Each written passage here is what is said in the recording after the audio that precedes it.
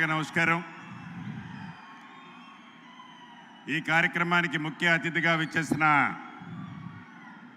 మనందరి గుండెల్లో ఉన్న మన పెద్దన్న గౌరవ ముఖ్యమంత్రి రేవంత్ రెడ్డి గారికి, కౌన్సిల్ చైర్పర్సన్ పెద్దల గుత్తా సుఖేందర్ రెడ్డి గారికి, అసెంబ్లీ స్పీకర్ గారు పెద్దలు గడ్డం ప్రసాద్ గారికి, స్థానిక శాసనసభ్యులు, రాష్ట్ర ఉప ముఖ్యమంత్రులు, మీ అందరి అభిమాన నాయకులు బట్టి విక్రమార్క గారికి, సహచర మంత్రివర్యులు తుమ్మల నాగేశ్వరరావు గారు, ఉత్తమ్ కుమార్ రెడ్డి గారు, శ్రీధర్ బాబు గారు, కోమటిరెడ్డి వెంకటరెడ్డి గారు, శ్రీహరి గారు, ఇంకా వేదిక మీద ఉన్న గౌరవ పార్లమెంటు సభ్యులు, శాసనసభ్యులు, శాసన మండల సభ్యులు, అదే రకంగా కార్పొరేషన్లో వివిధ కార్పొరేషన్ల చైర్మన్లు, మున్సిపల్ చైర్పర్సన్స్, ఇంకా వేదిక మీద అతిరథ మహారథులు చాలామంది ఉన్నారు. వారందరికీ ఈ కార్యక్రమానికి లక్షలాది మందిగా తరలి వచ్చిన నా కుటుంబ సభ్యులైన ఆడబిడ్డలు, అన్నదమ్ములకి, ప్రింట్ అండ్ ఎలక్ట్రానిక్ మీడియా మిత్రులందరికీ మనస్ఫూర్తిగా హృదయపూర్వక నమస్కారం. మీరు ఆశీర్వదించి దీవించి మనస్ఫూర్తిగా పెద్ద మనసుతో దీవించిన ప్రభుత్వం వచ్చి 2.5 సంవత్సరాలు అయింది. ఈ 2.5 సంవత్సరాలలో గౌరవ ముఖ్యమంత్రి రేవంత్ రెడ్డి గారి నాయకత్వంలోని మన ప్రజా ప్రభుత్వం, ఇందిరమ్మ ప్రభుత్వం, పేదవాడి సంక్షేమం కోసం, పేదవాడికి అన్ని రకాలుగా ఆదుకోవటం కోసం, పేదవాడి గుమ్మానికి సమస్తం చేర్చే విధంగా ఈనాడు ఈ ప్రభుత్వం పనిచేస్తుంది. రైతుని రాజును చేస్తానని చెప్పి మాటలతో కాకుండా చేతలతో రైతన్నలని అన్ని రకాలుగా ఆదుకున్న ప్రభుత్వం, మీరు ఆశీర్వదించిన ప్రభుత్వం. ఒక్క రైతులనే కాదు, ఆడబిడ్డలని 1 కోటి మందిని కోటేశ్వరులను చేస్తానని చెప్పి ఈ గడిచిన 2.5 సంవత్సరాల్లో సుమారు 63,000 కోట్ల రూపాయలు సున్నా వడ్డీకి ఇచ్చిన ప్రభుత్వం మీరు ఆశీర్వదించే ప్రభుత్వం.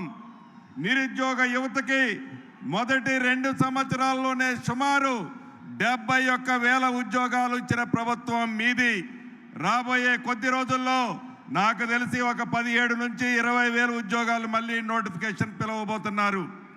అంతేకాదు, ప్రతి కుటుంబాన్ని ఈ ఇందిరమ్మ ప్రభుత్వంలో సంక్షేమ కార్యక్రమాలే కాకుండా ఎక్కడా ప్రతి అంశం కుంటుపడకుండా ఈ ప్రభుత్వం నిరంతరము మీకోసం పనిచేస్తున్న సంగతి మీకు తెలిసిందే. అందుకే ఏ ఎన్నికలు వచ్చినా, ఎప్పుడు ఎక్కడ ఎన్నికలు జరిగినా మీరు మనస్ఫూర్తిగా ఈ ప్రభుత్వాన్ని ఆశీర్వదించారు, దీవించారు. అదే మాకు పూర్తి నమ్మకం. ఈ ప్రభుత్వం మంచిగా పనిచేస్తుందని చెప్పటానికి నిన్న మొన్న మనం చూస్తున్నాం, నోటికొచ్చిన పదాలతో ఒంటి నుండా విషమ నింపుకొని ఆ విషయాన్ని వారు ఎలా కక్కుతున్నారో మనం చూస్తూనే ఉన్నాం. అందుట్లో భాగంగా ఈనాడు ఈ ప్రభుత్వం నీటిపారుదల శాఖలో ఏవైతే ఆరోపణలు చేస్తున్నారో, ఏదైతే కాళేశ్వరం మీద ఎన్నికలకి ముందు ఈ ప్రభుత్వం చెప్పిన మాటలు నిజమైన తర్వాత ప్రతి కాళేశ్వరం పిల్లర్లో అవినీతిమయం కొట్టొచ్చినట్టు కనిపిస్తుంది.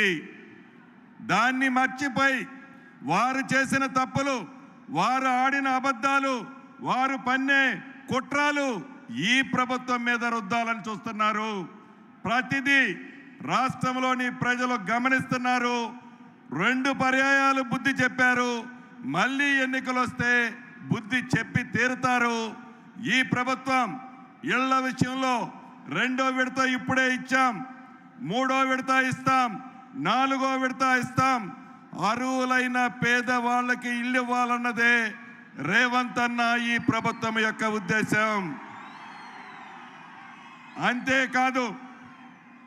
అంతేకాదు భూభారతి ద్వారా ప్రతి జిల్లాలో ఇప్పటికే 70 గ్రామాలు సర్వే చేస్తున్నాము.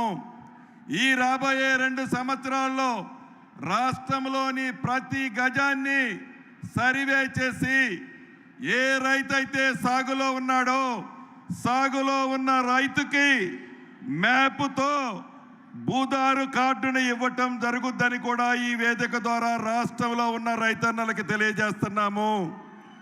ఇది ప్రజా ప్రభుత్వం, ఇందిరమ్మ ప్రభుత్వం.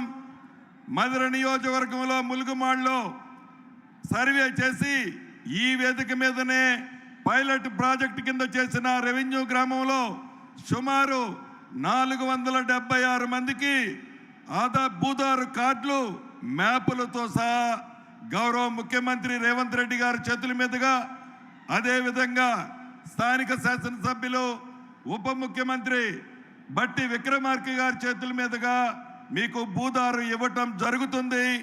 అదే పద్ధతిలో రాష్ట్ర వ్యాప్తంగా భూములున్న ప్రతి రైతన్నకి ఈ టైపులోనే భూదారు ఇవ్వటం జరుగుద్దని కూడా ఈ వేదిక మీద నుంచి తెలియజేస్తూ, మరొక్కసారి ఇంత మంచి కార్యక్రమానికి విచ్చేసిన నా రైతన్నలకు, ఆడబిడ్డలకు, అన్నదమ్ములకు పేరు పేరున నా కుటుంబ సభ్యులందరికీ హృదయపూర్వక నమస్కారాలు తెలియజేసుకుంటూ సెలవు తీసుకుంటున్నాను.